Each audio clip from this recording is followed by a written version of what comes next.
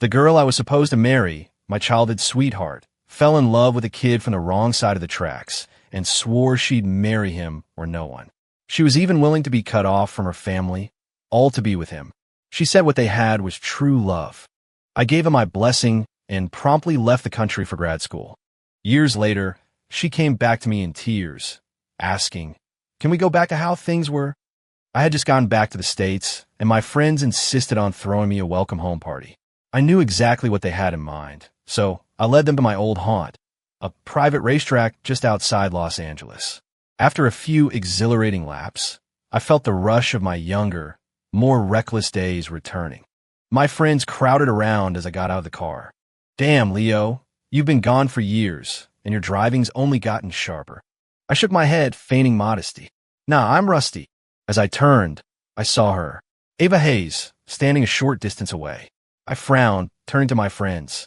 "What's she doing here?" My best friend, Chris, scratched his head and gave me an apologetic smile.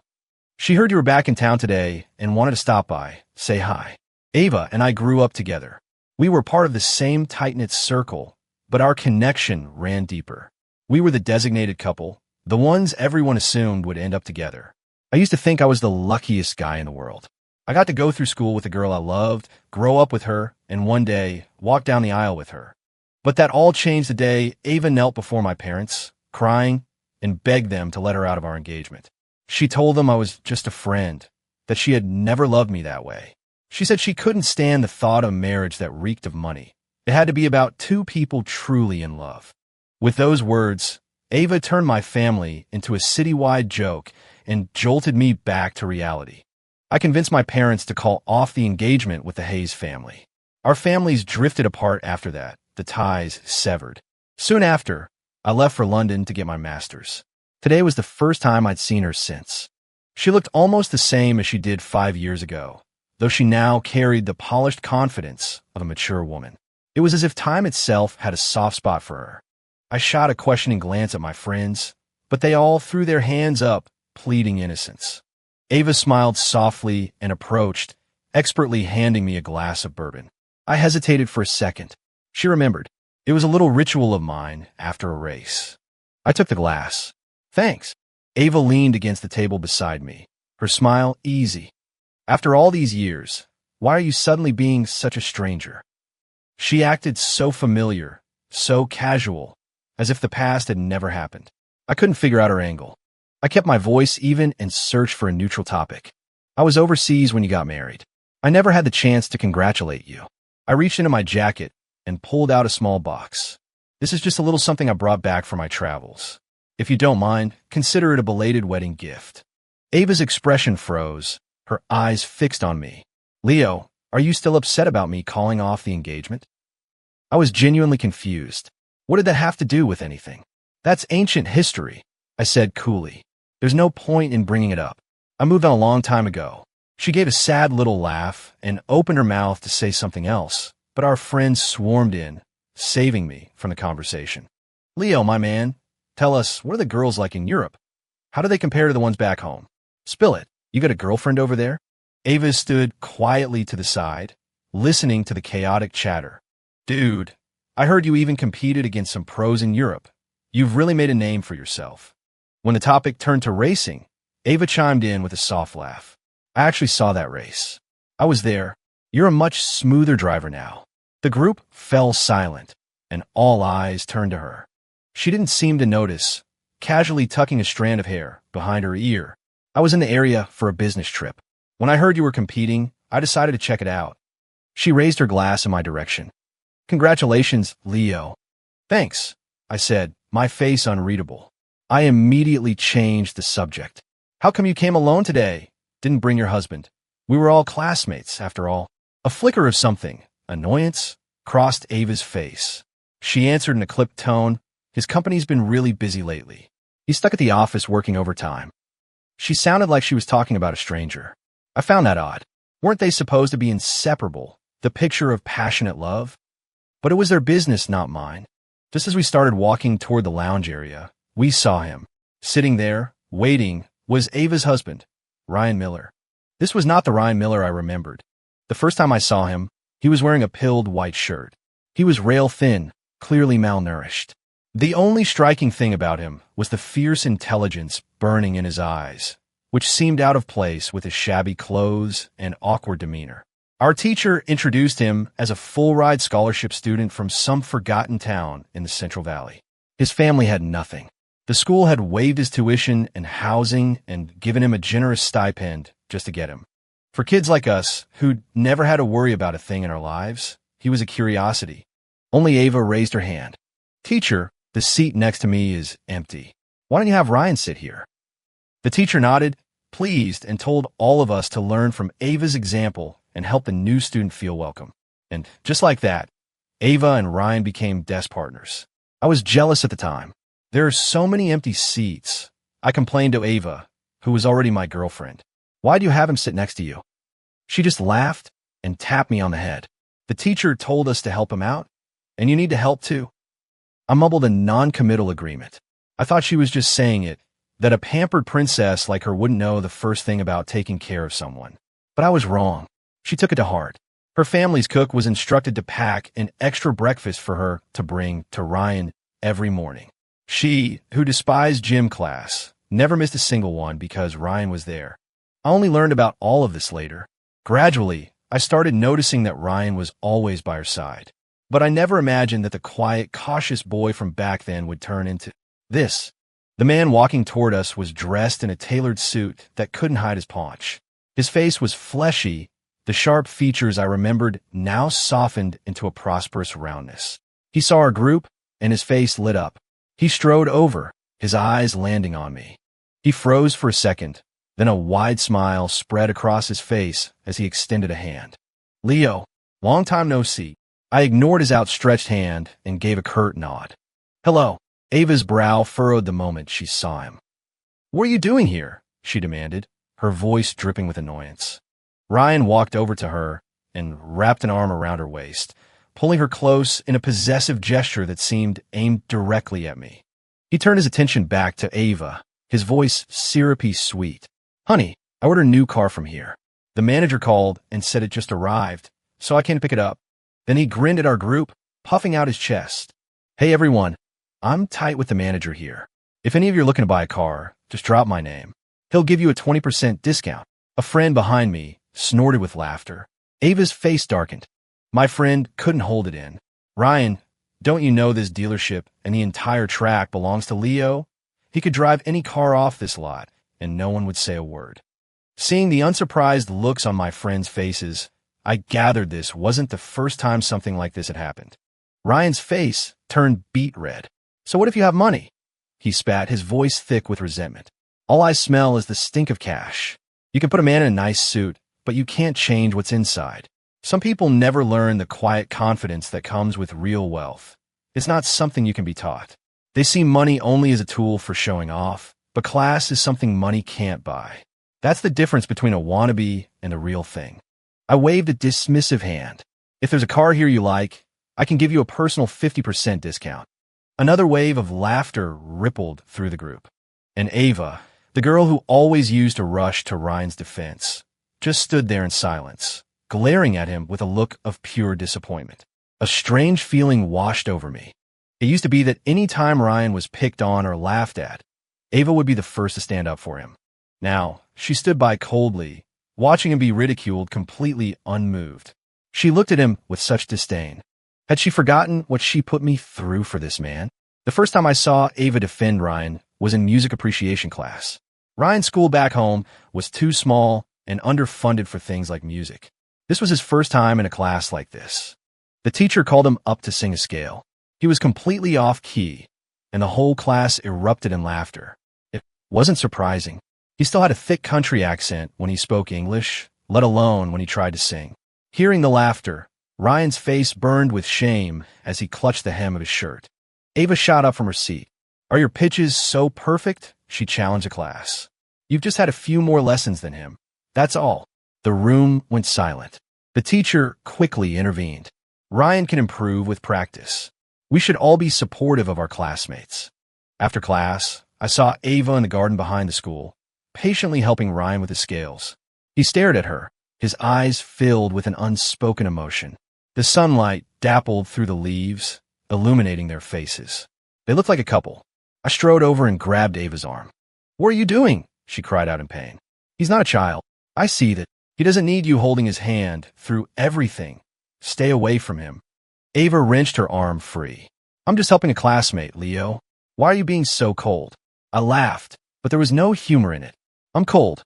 In case you forgot, who's your boyfriend here?" She looked at me like I was insane. "Leo, are you crazy? What does helping a classmate have to do with us being a couple?" I was the one who was crazy. Crazy to tolerate my own girlfriend getting this close to another guy and not even be allowed to get angry about it. It drove me nuts. Later, during gym class, all the guys were playing basketball. Only Ryan stood alone in the corner. I smirked, grabbed the ball, and walked over to him. "Want to play?" He mumbled, "I don't know how." "No worries," I said with a friendly smile. "You learn by doing. Get a try." Seeing I wasn't trying to start anything, he nodded and stepped onto the court. But years of malnutrition had left him scrawny and weak. He was clumsy with the ball and ended up getting hit in the face with it. The other guys on the court howled with laughter. I stood over him, looking down as he clutched his bruised leg on the ground, sweat beading on his forehead. He bit his lip so hard it was turning white, his hair hiding his expression. Ava came running over. She knelt to check his leg, then stood up to face me, her eyes blazing with disgust. "Do you get some sick pleasure out of bullying new students? This is straight-up hazing, Leo. Just because you have money doesn't mean you can do whatever you want." In front of everyone, she tore into me. "You think you're better than him just because you were born into a better family." I was stunned into silence. Ava gently wiped the sweat from Ryan's forehead with a tissue. "I'll take you to the nurse's office," she said softly. He looked up at her like a lost puppy who had just found its owner. "Okay," he whispered. My friend Chris came up and slung an arm around my shoulder. "Is Ava insane? What's her deal with that guy? Did she forget you're her boyfriend?" I watched them walk away, her supporting his weight. Yeah, I thought. She had to be insane. Why else would she have done all that? Thinking back on it now, her fierce determination to be with him seems laughable. Did it take her this long to regret it? How ironic. The more she insisted back then, the more pathetic it all looks now. A few days later, Chris and the guys asked me to go out for drinks. I just gotten back and could use a night out, so I agreed. The bar was dark, the music a deep thrum in the background. Chris leaned in conspiratorially. "So, Leo, do you ever regret breaking up with Ava?" I gave him a weird look and glanced at his drink. "Are you that much of a lightweight now? You're drunk already. What are you talking about? Ava and I are ancient history. That chapter is closed." He lowered his voice to a whisper. "Dude, I think she regrets it. Nobody's told you this, but if you're still into her, I could help you out." I shoved him away playfully. "A good horse doesn't go back to old pastures, man. You know that." Chris got the message, but he leaned back in, hungry for gossip. "You have no idea how insane her wedding was. You know Ryan's from a rural town, right? We're not looking down on country folks, but who knew his family was so archaic?" My curiosity was piqued. How archaic can you get in the 21st century? You have no idea. To save face for Ryan, they had one ceremony back in his hometown. On the wedding day, they made the bride, Ava, sit in some kind of bamboo contraption for 5 hours before she was allowed to enter the house. And that's not all. The 5 hours was calculated based on their birth charts or something. The longer she sat, the more obedient she'd supposedly be as a wife. Ava threw a fit, obviously, but Ryan's parents wouldn't budge. Ryan begged her to just endure it for his sake, so they forced her to sit there for 5 whole hours. Only after his family was satisfied did they let her out. Her parents were furious. It even made the local news. Total humiliation. Too bad you were in London and missed it. I chuckled grimly. I remembered Ava kneeling in front of my parents, her voice ringing with conviction. "He's not like you people. I love his resilience, his drive. Everything he has, he earned himself, step by step. He wasn't born with a silver spoon in his mouth like you, looking down on the world, not knowing what real struggle is. He has this clean, pure quality that's completely different from the stench of money that follows you." I guess it didn't take long for Ryan to lose that clean, pure quality. Real struggle isn't as romantic as she thought. It was all just a self-serving rescue fantasy. But none of that had anything to do with me anymore. Then, as if summoned, Ava appeared at the bar. She swayed over to our table and greeted us casually. "Drinking without me?" My friends suddenly had to use the restroom or make urgent calls, scattering in all directions. Ava laughed lightly and slid into the seat next to me. We must be fated to meet, even at a bar. I didn't look at her. There are only 2 bars I ever go to. You just happen to know that because we've known each other long enough. Her cheeks were flushed from drinking. She pouted. Leo, do you have to be so cold to me? I turned to look at her, my brow furrowing in annoyance at her tipsy state. You're a married woman. It's not appropriate for you to be talking to another man like this in a place like this. Her expression faltered. I know you're still mad at me, but you're not just anyone. Is this the new, sophisticated way of propositioning someone for an affair? Was Ava seriously trying to make me her side piece? The idea was so absurd, I almost laughed. My expression hardened. I had been trying to avoid a scene out of indifference, but now I felt it was necessary to draw a clear line. Let's be clear, I said, my voice sharp. We've known each other for a long time. But whatever friendship we had ended the day you called off our engagement and made my family the laughingstock of the city. We are nothing more than that. Ava suddenly lunged forward, collapsing into my arms. Leo, do you have to be so cruel? I laughed out of sheer disbelief and pushed her off me. You don't know what Ryan is. She started. I cut her off.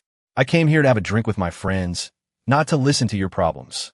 I looked at her tear-streaked face without a shred of sympathy. Besides, I added coldly, isn't this what you chose? The person she had fought so hard for, creating a city-wide scandal to marry. And now, after such a short time, she couldn't stand him? As for Ryan, did I not know what happens to a man who goes from having nothing to being draped in designer clothes? Please. Later, Ava claimed she was too drunk to get home and asked if I could drive her. I called her an Uber. The next day, Ava called me as if nothing had happened. I was about to let out a string of curses when she said, the high school is having a reunion and they're inviting you to attend. Not interested. I hung up. I thought that would be the end of it. But then my old high school homeroom teacher sent me a message. He'd heard I was back and said I absolutely had to come to the reunion. I remembered how much he'd looked out for me in high school, and I couldn't bring myself to refuse. When I arrived at the school, I was surprised to see how many people from our class had shown up. My old teacher spotted me and greeted me warmly. Leo, finally managed to track you down, you rascal. Ava was standing right behind me, watching my exchange with the teacher with a quiet smile. His sharp eyes landed on her next. He beckoned her over. Don't think I didn't know, he teased them both. You two were secretly dating behind my back all through high school. So, when am I getting an invitation to the wedding? Ava, far from being embarrassed, actually blushed. She glanced up at me shyly. Are you kidding me? I thought. But some things need to be shut down immediately to avoid misunderstandings. I cleared my throat and said in a joking tone, Now, Mr. Davison, that's not right. Ava's already married. You can't be encouraging me to be a homewrecker. Mr. Davison looked at me with a pained expression that screamed, No, really? I gave him a firm nod. Well, he stammered, who's the lucky guy who married our beautiful Ava? Ava's face was a mask of discomfort, clearly wanting to avoid the topic. I had no such reservations. You know him, actually. That only confused him more. I pointed toward the school gate. It's him. Mr. Davison's brain seemed to be whirring, trying to place the face. Who is that? What class was he in? Unfortunately, the current Ryan looked nothing like the old one. He was almost unrecognizable. So I kindly filled him in. You remember, it's Ryan Miller, from our class. No way, he blurted out. I nodded again. It seemed that in all the past reunions, Ava had never brought Ryan, probably afraid he'd embarrass her. Usually, the school only invited alumni who had distinguished themselves in some way. Ava was invited because her family's company, Hayes Corp, was a local institution. I was invited because my family's company was also well known, and I had gained some minor fame for my racing career in Europe. We were meant to be success stories to inspire the current students. As for Ryan, he didn't come from a notable background, nor had he achieved anything significant since graduation. I wondered how he'd managed to get an invitation. Someone filled me in. Ryan had donated a large sum of money to the school. He was attending as a successful entrepreneur. Ryan saw us and walked over with a broad smile. It's amazing how many outstanding alumni our class produced. It just goes to show what a great teacher Mr. Davison was. The flattery was so sudden that Mr. Davison just stared at him. momentarily speechless. He clearly preferred the quiet, studious Ryan to this slick, schmoozing version. Just then, a man from the school's administrative office came running up to him. "Excuse me, are you Ryan Miller, the CEO?" Ryan nodded, beaming with pride. The administrator, catching his breath, explained, "Sir, about the money you pledged to the school for the scholarship fund." A crowd of other alumni had gathered, drawn by the commotion. Ryan was reveling in the attention. "Yes, that's right. I want to do my small part to help kids with big dreams achieve their academic goals." A round of applause broke out. People were looking at him with newfound respect. The administrator continued, "We believe that with your support, many more students will have the chance to pursue their education." Ryan patted his round belly, grinning from ear to ear. "It's just, sir," the administrator said, his voice dropping. "The check you gave us. The bank said that while the check itself is valid, it's missing the signature of an authorized person to actually release the funds. We were wondering if you could." The meaning was polite but clear. "You wrote a check you're not authorized to write." Ryan's face went from white to red. "What kind of nonsense are you talking about?" he barked. Thanks to his grandstanding earlier, a sizable audience was now watching the drama unfold. Ava, standing beside me, muttered under her breath, "Embarrassing idiot, still trying to put on a front." The administrator didn't want to offend a donor. He just stammered, "That's truly what the bank told us. Perhaps you could just double-check." Seeing the administrator was on the verge of tears, I stepped forward. "What kind of check did he write?" He showed it to me. It was a Hayes Corporation check, $4,200,000. Wow, I didn't know he was so generous. Since it was a Hayes Corp. check, all it needed was Ava's signature to be valid, and $200,000 was nothing to her. Before I could say anything, Ava strode over, took the check, and signed her name with a flourish. She handed it back to the administrator. "You can cash it now." She shot a pointed look at Ryan. "Just please have the donor's name changed to Hayes Corporation." "Thank you." The administrator looked at Ava with immense gratitude before clutching the check and scurrying back to his office. Ava turned to Ryan, her voice like ice. "Since when did you have the authority to write company checks?" Ryan reached for her, but she recoiled. "Honey, I was just trying to make you look good." His hands froze awkwardly in midair. "If you just managed to not embarrass me, I'd be grateful," she snapped. "Make me look good. More like trying to gild your own lily." Whispers and snickers rippled through the crowd. "You know, he's that scholarship kid who latched onto the Hayes heiress. TSK, TSK. Thinks a new suit makes him a new man. You could put him in king's robes, and he still wouldn't look like royalty. And I used to think he was so inspiring, trying to study his way out of poverty. Turns out he just took a shortcut and married a rich girl. If you're going to be a kept man, at least have the decency to be a quiet one." Ryan stood frozen, just as lost and humiliated as he'd been in high school. But back then, he at least had a backbone, a fierce desire to change his life through hard work. Now, he was just a piece of gossip, a gold digger. Ava, hearing the insults, turned her fury on him. "There's nothing for you here. Why don't you just go home?" Ava walked up to me, her chin held high. She looked me in the eye and gave a self-deprecating laugh. In front of everyone, she asked, "If I had married you back then, things would be completely different, wouldn't they?" The crowd of gossiping alumni, who had just been about to disperse, stopped in their tracks, their eyes wide with anticipation. Some of them knew that Ava and I had been a couple, and among them was Ryan, who hadn't left. He stood rooted to the spot, his hands clenched into fists, watching us. I just shook my head softly. "That's all in the past, Ava. I'll let it go. You should too." She grabbed my arm, refusing to let me leave. "What if I say I can't?" It was so quiet you could have heard a pin drop. Everyone was waiting for my answer. Before I could say a word, Ryan lunged forward. He slapped Ava across the face hard. "You bitch," he screamed, flirting with another man right in front of me. Ava stood there, stunned, a red handprint blooming on her cheek. As Ryan raised his hand for a second blow, I glanced at Ava, who was still in shock. I stepped in front of her and caught his wrist. "What the hell do you think you're doing?" Ryan dropped all pretense. "I'm dealing with my wife. This is between us. What's it got to do with an outsider like you?" "She's your wife, not your punching bag," I said, my voice low and dangerous. He sneered at me. "What? You feel sorry for your little mistress? She's cheating on me, and I can't even discipline her." Watch your mouth. I warned. Don't make baseless accusations. My mouth isn't clean. Are the two of you clean? People in the crowd started to intervene. You can't hit your wife. Can't you talk things out? What kind of man hits a woman? He lives off his wife and then beats her. That guy is trash. Ryan, his eyes bloodshot, roared at the crowd. Shut up. The argument only ended when security finally arrived and dragged him away. Even in the quiet of the nurse's office, Ava was still in shock, trembling uncontrollably. Her face was a canvas of disbelief, tears still clinging to her lashes. I could understand it.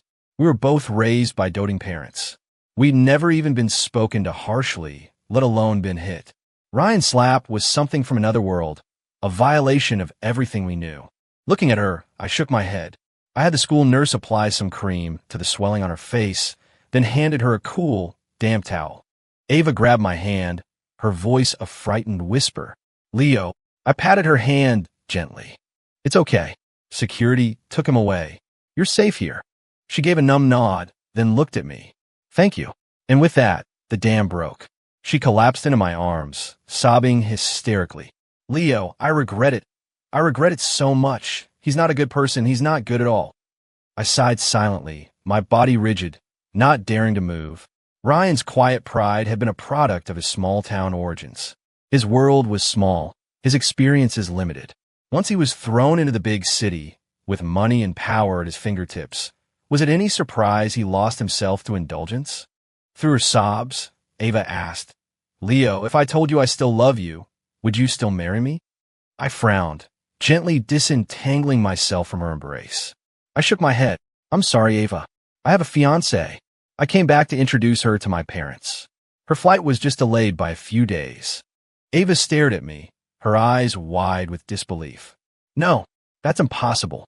How could you love someone else? You're supposed to love me. My expression softened, but not for her. No one waits forever, Ava. I told you a long time ago that we were over. You just didn't want to believe it. She deflated like a popped balloon. What's she like? She asked, her voice barely a whisper. A fond smile touched my lips. She's a bit of a ditz. Her head is always filled with the most wonderfully strange ideas. She's the kind of person you can't help but want to tease. Seeing the look on my face, the light in Ava's eyes flickered and died. Finally, she just said, Congratulations. Thank you, I replied. When we left the nurse's office, we found Ryan lurking suspiciously by Ava's car. The moment he saw her, he rushed forward. Ava flinched and ducked behind me. But when Ryan was still a few feet away, he dropped to his knees. Honey, I was wrong. He pleaded, his face a mess of tears. I lost my temper. I shouldn't have hit you. It's just because I love you so much.